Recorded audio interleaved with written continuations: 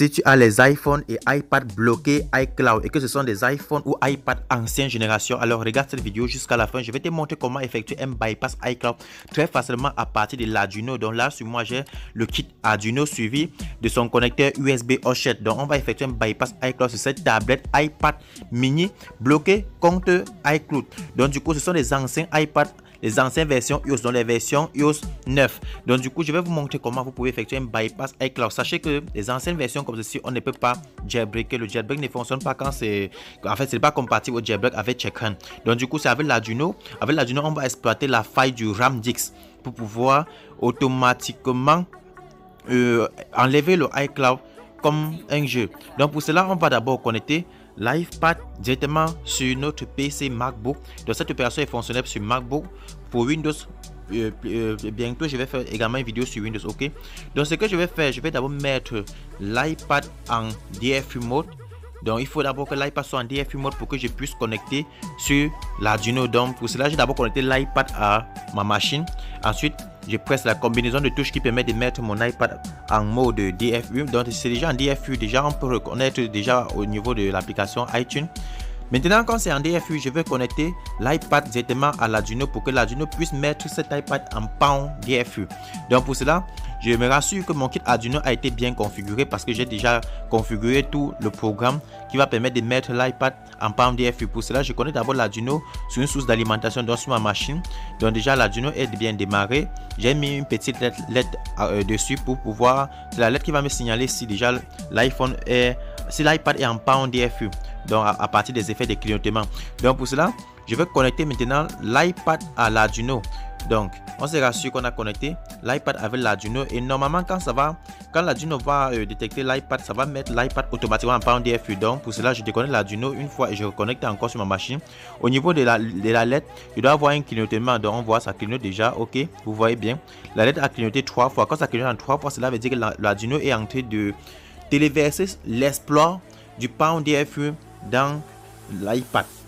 Ok, donc maintenant quand une lumière, mais après avoir fait 3 fois, vous allez voir dans la lumière rouge va apparaître et durer pour longtemps. Maintenant on va déconnecter l'Arduino, déconnecter l'iPad à l'Arduino. Maintenant l'iPad, quand c'est déjà en PAN DFU, vu que l'Arduino a déjà mis en PAN DFU, on va connecter cet iPad directement maintenant au PC. Donc on va le connecter sur notre MacBook vu que c'est déjà en PAN DFU.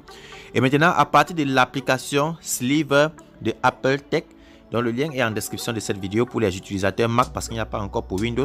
Je vais maintenant utiliser ce logiciel pour pouvoir faire le bypass de mon iPad. Pour cela, je me rassure que j'ai bien installé le logiciel Apple Tech, le Sliver de Apple Tech. Je vais aller dans RAM10 iCloud Bypass vu que la faille consiste à exploiter le RAM10. Et là maintenant je vais choisir le processeur. Je suis sur une tablette qui utilise un processeur A5 dans les iPad mini.